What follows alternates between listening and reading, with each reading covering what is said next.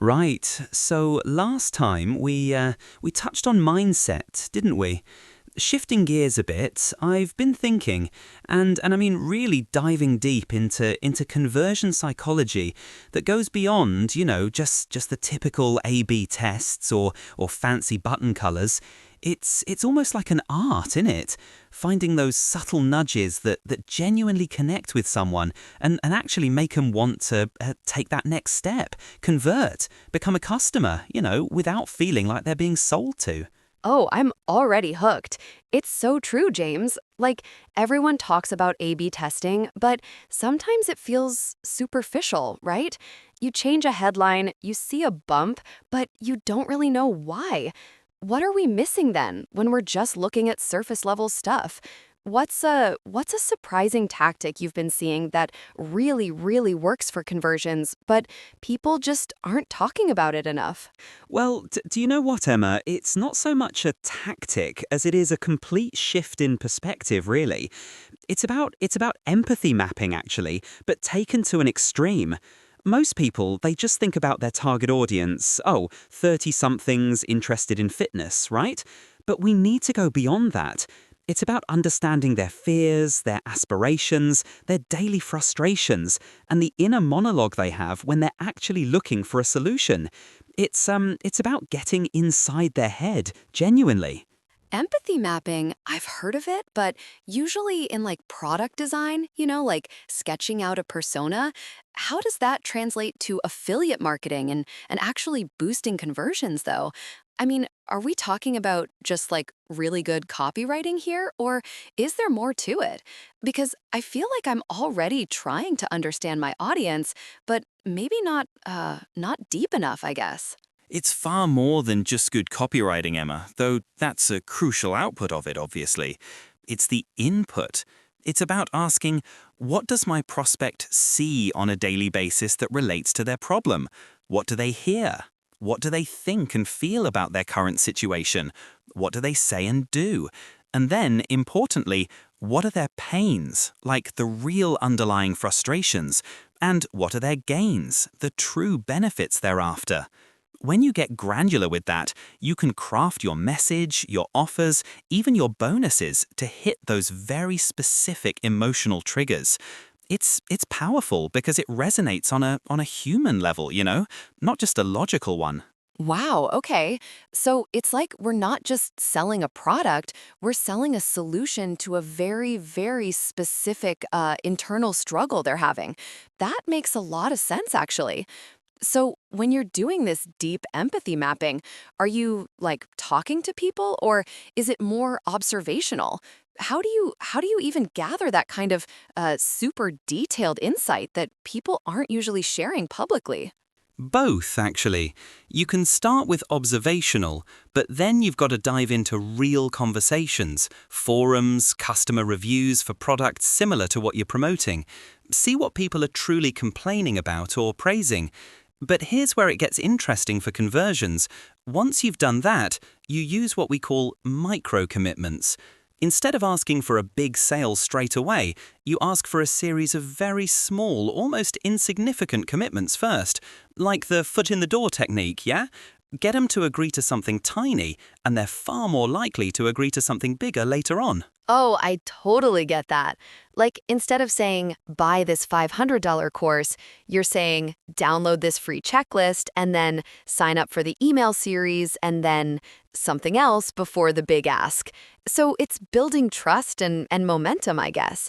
But how do you make those micro commitments feel, authentic, not manipulative? Because I think that's where some people get it wrong, and it just feels like you're being led down a path. Precisely.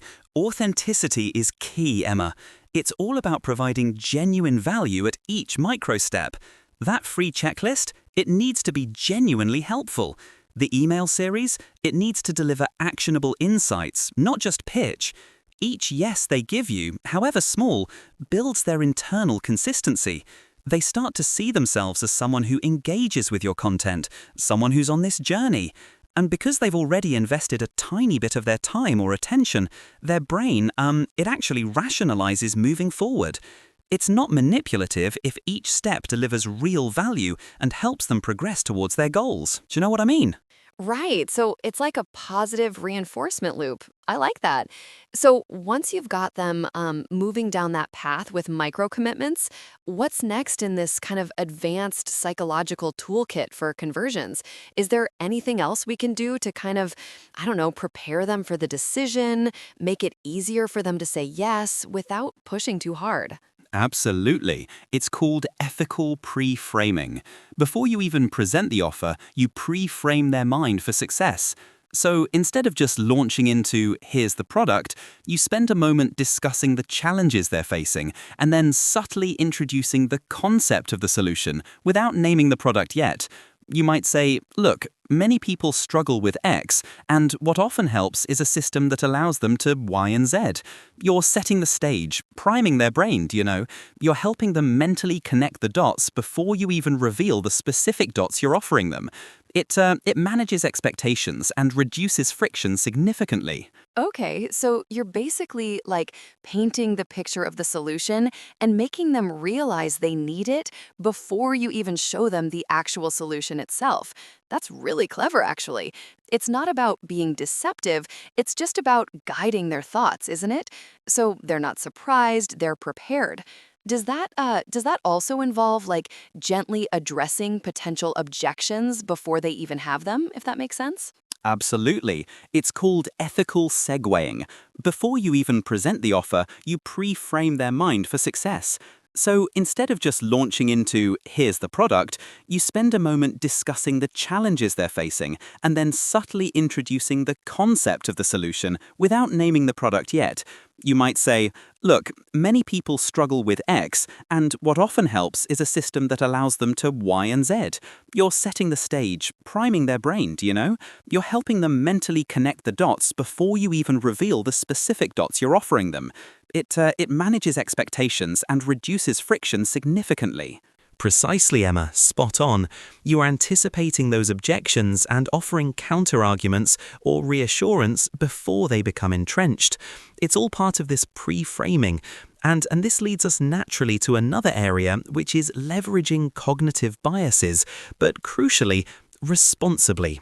We all have them, these mental shortcuts our brains take. Things like social proof. People are more likely to do something if others are doing it. Or scarcity, limited availability makes something more desirable. Reciprocity, giving value freely makes people want to give back. Now, the trick is, it's not about inventing fake scarcity or bogus testimonials, obviously. Right, because that just backfires, and rightly so, Nobody wants to feel tricked. But using genuine social proof, like real testimonials or highlighting actual limited time offers, that's fair game, isn't it? So what's a bias you see people not utilizing enough, ethically speaking, in affiliate marketing? Like one that's a bit overlooked, maybe. Oh, there's a good one. Commitment and consistency. If someone publicly commits to something, they're far more likely to follow through to maintain consistency with that public image. Now, you can use this subtly. Ask your audience a question on social media, for instance, related to their goals. What's one thing you're committed to achieving this month? When they respond, they've made a public commitment. Later, when you present a product that helps them achieve that exact goal, they're already primed. They've already said they're committed.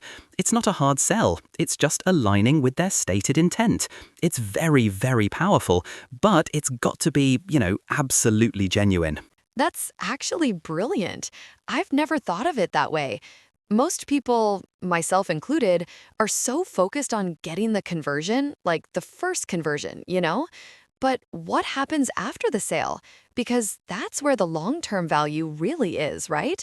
You want people to come back, trust you, maybe buy more through your links.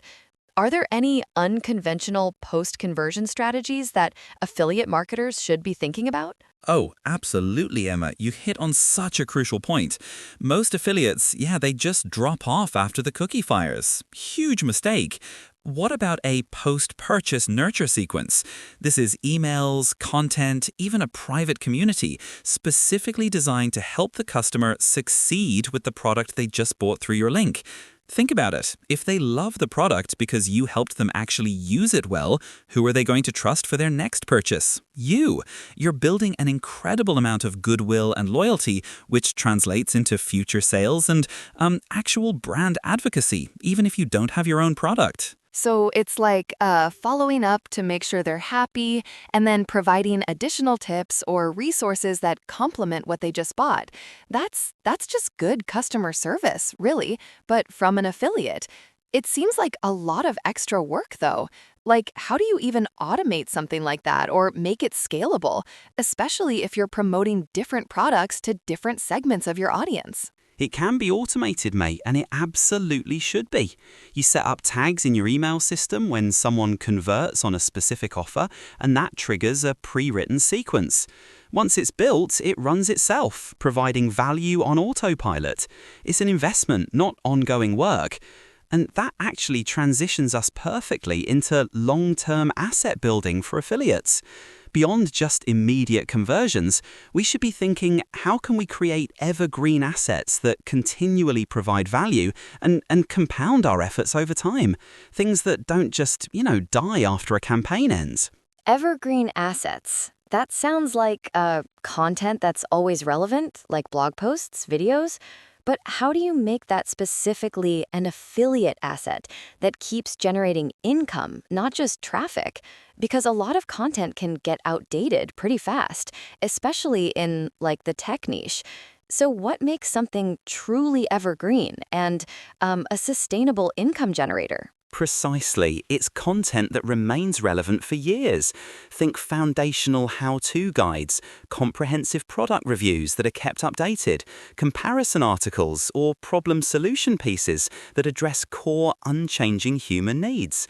The key is to pick topics where the underlying principles don't change, even if the tools do, and then, you update them periodically.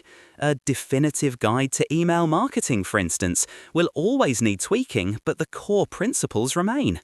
This evergreen content becomes a lead magnet, a trust builder, and a steady stream of passive affiliate income, generating conversions long after you've written it. It's about shifting from campaigning to building a persistent, valuable resource. It's a brilliant question, Emma, and it's absolutely vital for long-term sustainability. You don't want a scattergun, obviously. The trick is adjacent niche diversification. So if your core niche is, say, vegan recipes, you don't jump to car repair. You'd look at ethical, sustainable living, organic gardening, fitness for vegans, perhaps. See, they're all related. Your audience likely has overlapping interests, and your authority in one area lends credibility to the others. This creates a much more robust business model because you're not solely reliant on one product line or, God forbid, one affiliate program. It future-proofs you, if you will. Oh, that makes so much sense.